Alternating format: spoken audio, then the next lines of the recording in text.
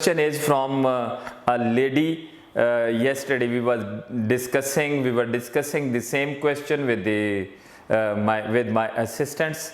Question is, what is telogen effluvium in females? उसका onset कैसे होता है? तो टीलोजन एफ्लूवियम के ऊपर हम बहुत डिस्कस कर चुके हैं. एक रेस्टिंग फेज़ है होती है जिसको टीलोजन कहते हैं, ग्रोइंग फेज़ को एनाजन फेज़ कहते हैं. हम कहते हैं जब बाल बहुत ज़्यादा क्वांटिटी में अचानक से सडनली इन शॉक में चले जाएं या रेस्टिंग फेज़ में चले जाएं, वो उसको हम कहते हैं टीलोजन एफ्लूवियम. एनाजन एफ्लूवियम भी एक है जिसको हम डिस्कस करते हैं और उसको कोरिलेट करते हैं विद दी कीमोथेरेपी. हम जो है ना टीलोजन एफ्लूवियम को आज डिस्कस करेंगे. और टीलोजन एफ्लूवियम क्या है, फीमेल में क्यों ऑनसेट होता है. फीमेल में ऑनसेट होता है ड्यूरिंग देयर मैरिड लाइफ या post married life. Married life में कहें तो पहले भी हो सकता है. I will tell you the condition, वो उसमें क्या हो सकता है. ये क्यों होता है? स्ट्रेसेस की वजह से होता है. स्ट्रेसेस कौन सी हो सकती हैं? जैसे फीमेल जब जैसे प्रेगनेंसी के ऊपर जाती हैं तो उनके हार्मोनल लेवल बड़े हाई हो जाते हैं, एस्ट्रोजन लेवल्स अप हो जाते हैं.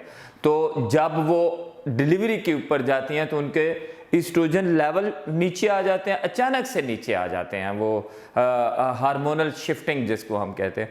और क्या होता है? सर्जिकल स्ट्रेस होती है. और क्या होता है? स्लीपिंग डिसऑर्डर होते हैं उसके बाद.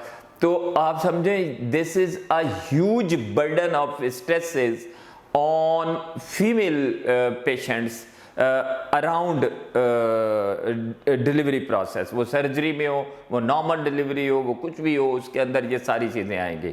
तो व्हाट हैपन्स इज उनके बालों के साथ एक हैपनिंग होती है. वो आप देखेंगे, आप उनसे पूछेंगे 90 days after that, because telogen phase is from of 90 to 120 days. तो डिलीवरी के 90 दिन बाद या उस स्ट्रेस के 90 दिन बाद क्या होगा, उनके बाल ऐसे गिरेंगे कि वो कहेंगे हाथ लगाएं तो सारे बाल हाथों में आ जाएंगे. तो इतने ज़्यादा गिरेंगे.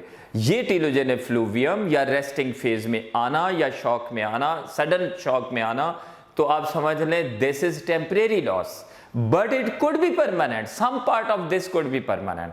उसका ये नहीं सारे का सारा ना भी हो, बट कोई some part of that telogen effluvium could be permanent. और उसके लिए क्या होगा, उसके लिए ट्रीटमेंट क्या है, मैं तो सजेस्ट करता हूं फॉर द गायनाकोलॉजिस्ट, उनको भी बताता हूं कि आप देखें, आप ट्रीट करें. Because most of your patients they don't go to any doctor. वो आपको ही अपना डॉक्टर समझते हैं.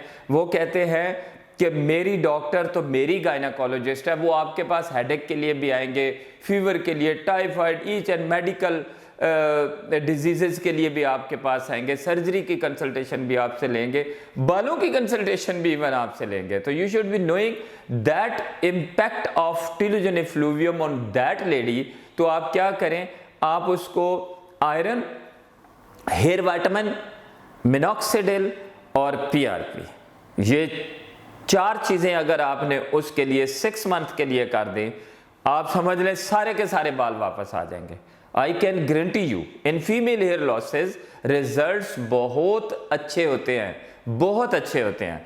But thing is you should take it up immediately after this process. यानी अगर वो आप 1 महीना आफ्टर दिस स्ट्रेस, आप सर्जरी के या डिलीवरी के 1 महीना बाद उसको अगर ट्रीटमेंट शुरू कर देंगे फॉर नेक्स्ट 6 मंथ, उसे कहें ये भी साथ ले लो. क्या आयरन आप वैसे दे रही हैं, आपको आपने क्या करना है, उसको हेयर वाइटामिन देने एंड मिनॉक्सिडिल देनी, जस्ट दिस थिंग. अगर आप उसे और and other thing, yes that is physical activity. उसे कहें आप वॉक करनी शुरू कर दे ताकि वो हार्मोनल स्ट्रेसेस को एड्रेस कर सके विद द फिजिकल स्ट्रेस. जितना वो वॉक करेगी, जितना वो करेगी, उसके हार्मोनल जो शिफ्टिंग हुई है उस स्ट्रेस से वो निकल जाएगी, बहुत जल्दी निकल जाएगी. तो this is the whole story. आप क्या कर सकती, आयरन वैसे दे रही हैं, आप अपने पेशेंट को देती हैं, आप हेयर वाइटामिन दे दें, मिनॉक्सिडिल दे दें, PRP ना भी करें तो उसको वॉक पे लगा दें. तो ये चीज़ें करने से आप उसका बिग हेयर लॉस बचा सकते हैं पर्पसफुली.